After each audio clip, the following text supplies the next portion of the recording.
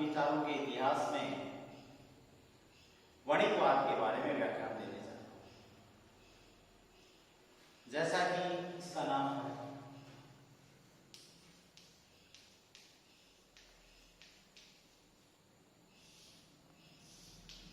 वणिकवाद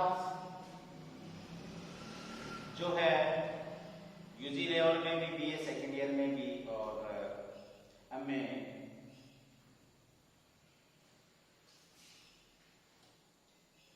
के पेपर में भी ये चैप्टर आता है। जैसा इसका नाम है वणिकवाद अर्थात वाणिज्य पर, ये जो विचारधारा है ये वाणिज्यवाद पर जोर देती है। इसका नाम वणिकवाद या वाणिज्यवाद दोनों है। मध्यकाल के बाद 16वीं 17वीं और 18वीं शताब्दी में यूरोप के अंतर्गत एक विचारधारा आई कि यदि देश को ताकतवर बनना है तो उसके पास अधिक से अधिक मात्रा में मुद्रा होनी चाहिए, और ऐसी मुद्रा होनी चाहिए जो सर्वमान्य मुद्रा होती है। और सर्वमान्य मुद्रा सोना और चांदी। इसलिए ये बहुमूल्य धातुएं जिस देश के पास होंगी वह देश उतना ही शक्तिशाली होगा, वह देश उतना ही उन्नति करेगा, उस देश की उतना ही आर्थिक विकास होगा। तो इस प्रकार से ये एक विचारधारा यूरोप में एक विचारधारा है। इसके विचारक बिखरे हुए हैं। इन्होंने कोई क्रमबद्ध रूप से किसी प्रकार के सिद्धांत नहीं दिए। तो वणिकवाद किसी एक विशेष देश या किसी विशेष समय को प्रदर्शित नहीं करता है, किसी विशेष सिद्धांत को भी ये प्रदर्शित नहीं करता है। इसके अंतर्गत बिखरे हुए विचार हैं, और इस प्रकार के जो विचार हैं वो उस समय के जो व्यापारिक वर्ग था, उस समय का जो राजनीतिक वर्ग था, उस समय के जो शैक्षिक वर्ग था, सभी के ऐसे ही विचार थे। और उस समय ऐसा वातावरण था संसार के अंतर्गत कि इनकी जो विचारधाराएं थी वो पूरे संसार में एक प्रकार से सभी लोगों के द्वारा मानी जा रही थी। वणिकवाद को यदि हम देखें, इनकी कुछ विशेषताओं को हम देखें, तो हम कह सकते हैं कि वणिकवाद अन्य संप्रदायों के विपरीत एक बिखरा हुआ अस्त व्यस्त अर्थशास्त्रियों का समुदाय था, जो लगभग 3 शताब्दी तक समाज में अपने विचार प्रकट करता रहा।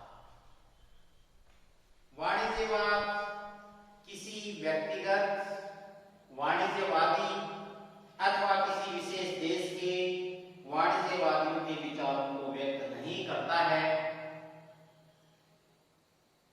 बल्कि यह मध्यकाल के पश्चात के सामान्य विचारों का प्रतिनिधित्व करता है। वाणिज्यवाद प्रमुख रूप से राजनीतिज्ञों, राज्य कर्मचारियों, व्यवसायिक नेताओं के मस्तिष्क की उपज थी। अतः उसमें सैद्धांतिक नियमों का प्रतिपादन बहुत कम किया गया था। अगली विशेषता इस समुदाय की कोई निश्चित नीति न होने के कारण आने वाले अनेक दशकों में तो इन्हें विचार तक भी नहीं माना गया। अगली इसके विशेषता जो है, 5वीं हम बात करें कि अपने देश की शक्ति वाणिज्यवादियों के लिए मौखिक रूप से महत्वपूर्ण थी।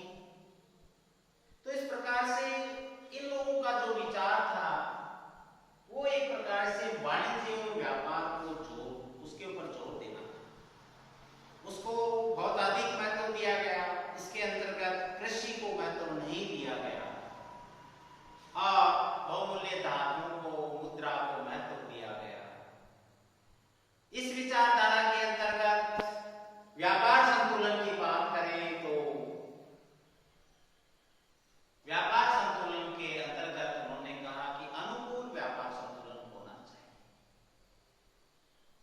कर प्रणाली की हम बात करें तो कर प्रणाली, टैक्स जो है वो सरकार के द्वारा नियंत्रित मात्रा में होना चाहिए। तो इस प्रकार से इनका जो मूल हम बात करें, निष्कर्ष हम बात करें तो इनके द्वारा बहुमूल्य धातु के ऊपर अधिक से अधिक जोर दिया गया, अपने राष्ट्र की संपन्नता पर अधिक से अधिक जोर दिया गया, जनसंख्या वृद्धि को इन्होंने अच्छा माना जिससे कि किसी भी देश के लिए राष्ट्र की शक्ति को बढ़ाने के लिए आसानी से उत्पादकता बढ़ाने के लिए श्रमिक मिल जाते हैं उसके कारण, और सैनिक मिल जाते हैं राष्ट्र की शक्ति के लिए, युद्ध जीतने के लिए सैनिक मिल जाते हैं। तो इस प्रकार से इस वाणिज्यवाद की जो मूल विशेषता है वो कि राष्ट्र को, अपने देश को, अपने राष्ट्र को बहुमूल्य धातुएं और मुद्रा के माध्यम से शक्तिशाली बनाना, ये उनकी विचारधारा थी। इनके मुख्य सिद्धांतों में हम बात करें तो बहुमूल्य धातुओं व मुद्रा का महत्व इन्होंने माना।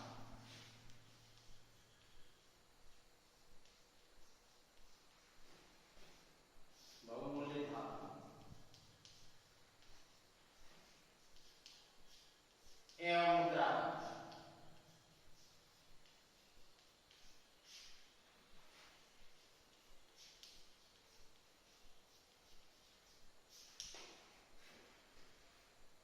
जैसा कि पहले मैंने बताया है कि इनके द्वारा ये कहा गया कि कोई भी देश उतना ही उन्नत होगा, उतना ही शक्तिशाली होगा, उतना ही समृद्ध होगा जितना अधिक उसके पास सोना व चांदी तथा बहुमूल्य व अन्य बहुमूल्य धातुएं उपलब्ध होंगी। More gold, more wealth, more power, इनका एक नारा था कि अधिक सोना हो, अधिक धन हो और अधिक शक्ति। तो इस प्रकार से बहुमूल्य धातुओं पर बहुत अधिक महत्व दिया गया, मुद्रा पर अधिक महत्व दिया गया कि यदि मुद्रा है तो देश शक्तिशाली होगा, यदि बहुमूल्य धातुएं उसके पास हैं तो शक्तिशाली होगा, आराम से वो बड़ी सेना रख सकता है, आराम से वो आर्थिक उन्नति, आर्थिक समृद्धि या आर्थिक विकास कर सकता है। तो इस प्रकार से वाणिज्यवाद की यदि हम बात करें तो उन्होंने एक प्रकार से जो है बहुमूल्य धातु पर जोर दिया।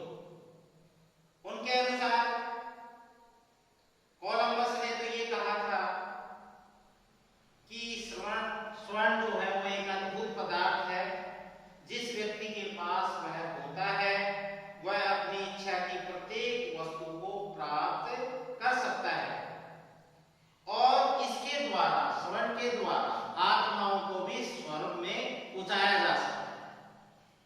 इतना महत्व जो है कोलंबस ने दिया। तो इस प्रकार से इसके जो विचारक थे वो बहुमूल्य धातुएं और मुद्रा का बहुत अधिक महत्व इन्होंने दिया है। इसी प्रकार से उन्होंने मुद्रा को संपत्ति का सबसे अधिक वांछनीय रूप माना कि मुद्रा नगद के रूप में, जिससे मजदूरों को मजदूरी भी आसानी से दी जा सके। तो इस प्रकार से मुद्रा को संपत्ति का सबसे अधिक वांछनीय रूप इन्होंने माना है। दूसरा है इनका विदेशी व्यापार का महत्व।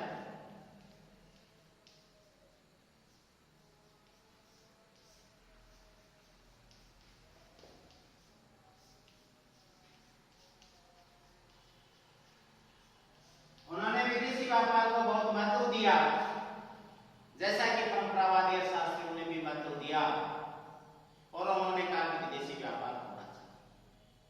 और उनकी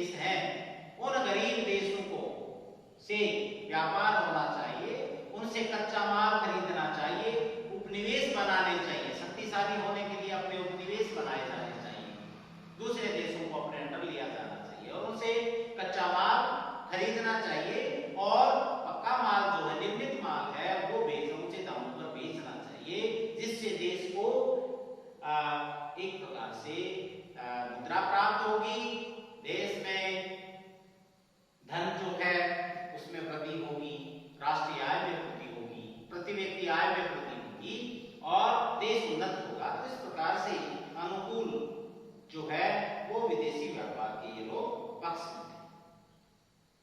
फिर है औद्योगिक और व्यापारिक नियमन, तीसरा अंतर।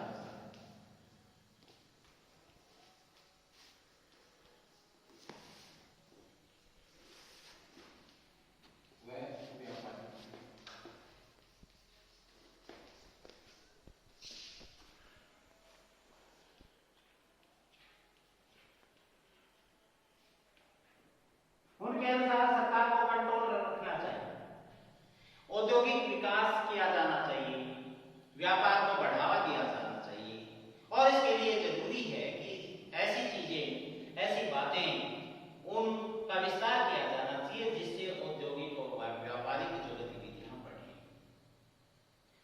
उन्होंने इसके क्रियान्वयन के लिए अर्थव्यवस्था के उपयुक्त ढांचे पर बल दिया और इसके लिए सरकारी हस्तक्षेप को भी आवश्यक माना।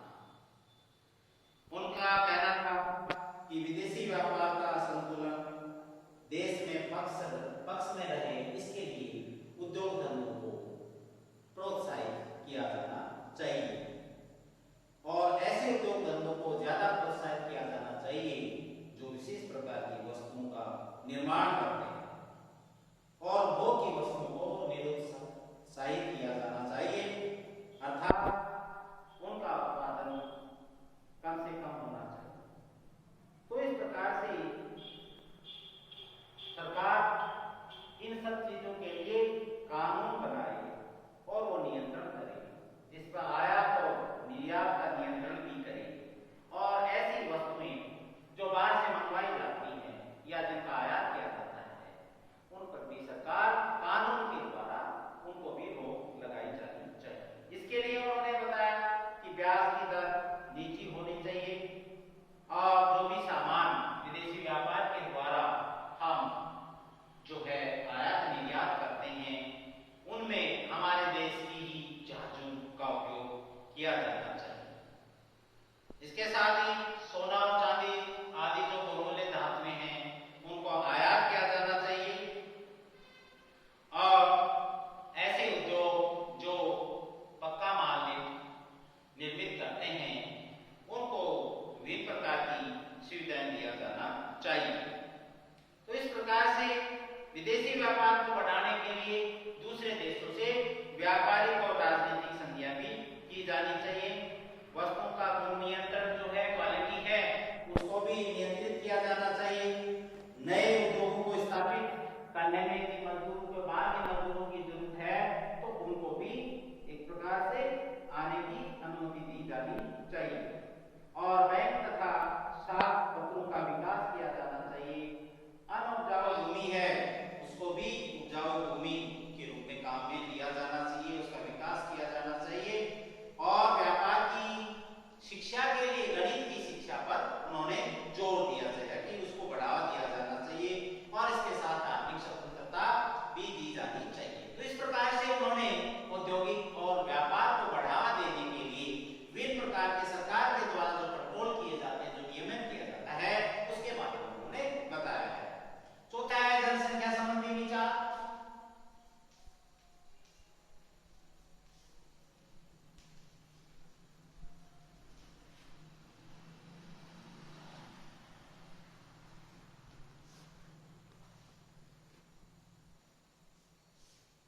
उनका कहना था कि जनसंख्या वृद्धि होनी चाहिए, उसको बढ़ावा दिया जाना चाहिए जिससे देश के लिए, सेना के लिए सैनिक प्राप्त हो जाते हैं आसानी से और उद्योगों में उत्पादन के लिए या कृषि में उत्पादन के लिए भी श्रमिक सस्ती मजदूरी के ऊपर मिल जाते हैं जिससे देश का विकास होता है। तो एक प्रकार से उन्होंने जो है जनसंख्या को देश के विकास के लिए हितकारी माना, अच्छा माना। फिर है ब्याज का सिद्धांत।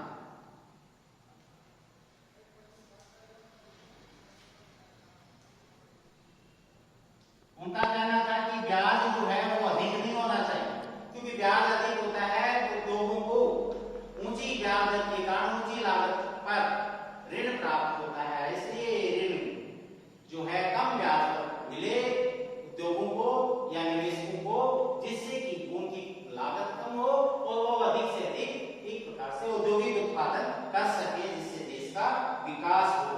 तो इस प्रकार से जो है ब्याज की मात्रा जो है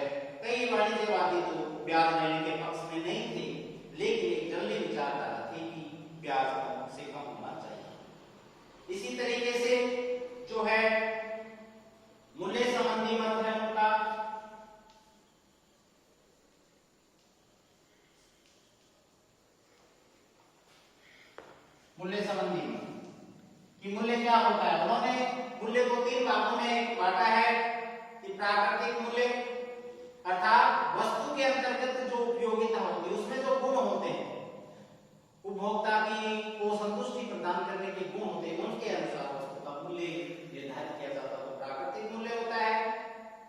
बाजार मूल्य, बाजार मूल्य जब से विनिमय शुरू हुआ, एक्सचेंज शुरू हुआ, तब से बाजार मूल्य की अवधारणा अस्तित्व में आई और वस्तु का जो मूल्य है वो मुद्रा के रूप में आगे जाने लगा। तो इस प्रकार से कि मुद्रा जो है, मुद्रा के रूप में किसी वस्तु का मूल्य क्या है और उसके अनुसार ही जो है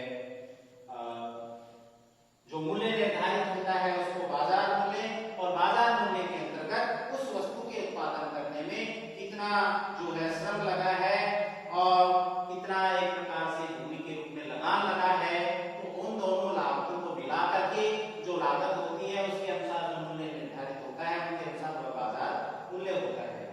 फिर श्रम मूल्य की बात की उन्होंने कि केवल श्रम ही उत्पादन लागत है और उनके अनुसार 99% जो भाग है वो श्रम के कारण ही जो है वो होता है, उसमें उत्पादन पर जो व्यय होता है, तो बेसिकली श्रम की जो लागत है, श्रम के रूप में जो लागत है उसी को उन्होंने श्रम मूल्य को बताया है।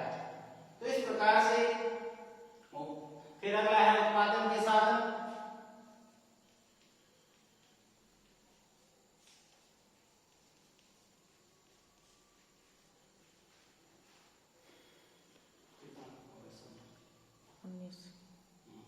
उत्पादन के साधनों के बारे में उन्होंने श्रम को भी माना है और भूमि को भी माना है, लेकिन उन्होंने श्रम को भूमि से अधिक महत्व दिया है। तो इस प्रकार से बेसिकली उन्होंने दो साधन माने हैं। इसी के साथ यदि हम बात करें कर प्रणाली की,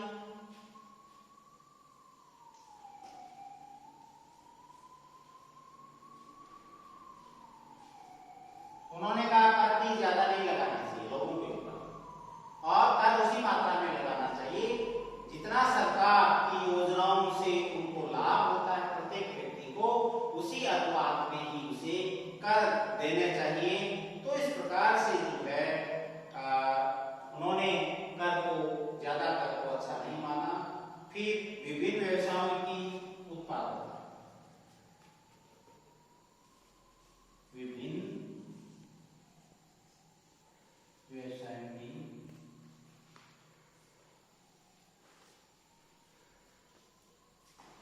उत्पादन,